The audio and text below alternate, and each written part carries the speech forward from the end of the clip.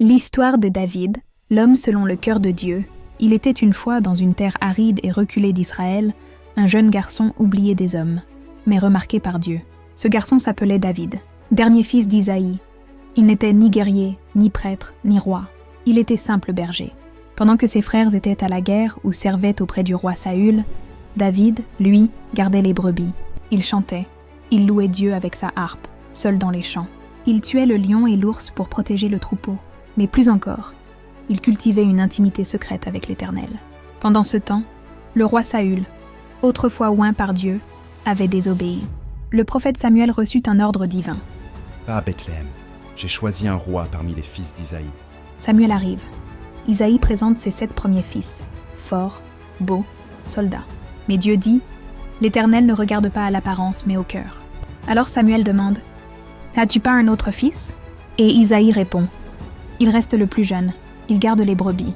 Quand David entre, le Seigneur dit à Samuel, oins-le car c'est lui, l'huile coule sur sa tête. Et l'esprit de l'Éternel saisit David. Plus tard, Israël est face à un ennemi géant, littéralement. Goliath, le champion des Philistins, défie tout le peuple. Aucun homme n'ose l'affronter, sauf David, le jeune berger. Armé de 5 pierres, d'un bâton et de sa foi, il déclare « Tu viens à moi avec l'épée, la lance et le javelot. Moi, je viens à toi au nom de l'Éternel des armées. » Il court vers Goliath, lance une pierre. La pierre frappe le front du géant, et Goliath tombe. David vainc l'ennemi au nom de Dieu. Le peuple acclame, mais Saül devient jaloux. David est appelé à la cour de Saül. Il devient un soldat valeureux. Mais la jalousie du roi le pousse à vouloir le tuer. David fuit. Il vit caché, pourchassé, incompris. Et pourtant, jamais il ne lève la main contre Saül, car il respecte l'onction de Dieu. Même dans la caverne, David reste fidèle. Il écrit des psaumes. Il pleure, il prie, il espère. Sa relation avec Dieu est profonde, brûlante. Il est brisé, mais pas détruit. Il est rejeté, mais pas abandonné. Enfin, Saül meurt au combat, et David est oint roi d'Israël. Il règne avec justice, avec puissance. Il unifie le royaume, ramène l'arche de l'Alliance à Jérusalem, et danse devant l'Éternel avec tout son cœur, sans honte. Mais même un homme selon le cœur de Dieu peut tomber. David commet un péché terrible. Il convoite Bathsheba, la femme d'un autre. Il la prend et fait tuer son mari. Le prophète Nathan vient alors le confronter. Et David, brisé, s'effondre devant Dieu. Il écrit le psaume 51, « Crée en moi un cœur pur, ô Dieu.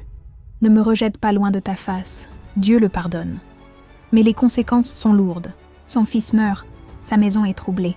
Mais jusqu'à la fin, David reste fidèle. Il prépare tout pour la construction du temple que son fils Salomon bâtira. Et dans ses derniers jours, il loue encore. David, le berger devenu roi, l'adorateur devenu guerrier, l'homme faible, mais rempli de la force de Dieu. Et aujourd'hui encore, Dieu cherche des hommes et des femmes comme David, non pas parfaits, mais passionnés, non pas sans faute, mais humbles et repentants, des hommes et des femmes selon son cœur. Que ces histoires des hommes et des femmes de foi nous rappellent que, malgré nos faiblesses et nos combats, Dieu est toujours à nos côtés pour nous relever.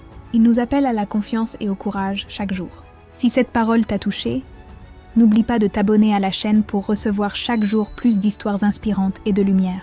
Marche avec Dieu et que sa paix soit sur toi.